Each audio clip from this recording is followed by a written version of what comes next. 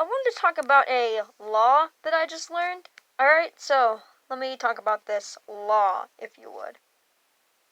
So apparently this law, you're allowed, it's called corporal punishment, I think. So where you're basically allowed to just beat the living hell out of your kids. And it's A-okay by Baltimore rules.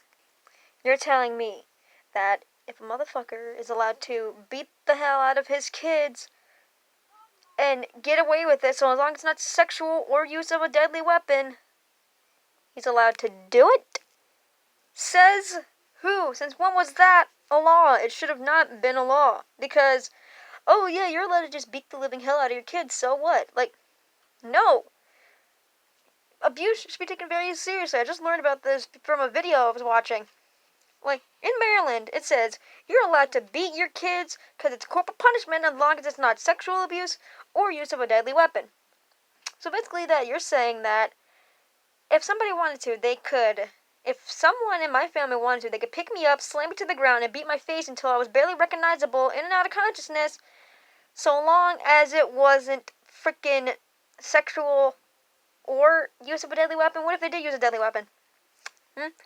Picked up a baseball bat, go on and slam my shoulders, try to break my shoulder blades? Okay, let's see how that will go down in court.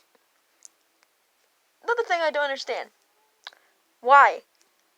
It doesn't matter what kind of abuse it is. Verbal, physical, mental, sexual abuse. These 4 things of abuse are very serious. I don't care what people say. Oh, words don't hurt you, blah, blah, blah, blah. Yes, they do. Okay? I don't care what anybody says. Words hurt you.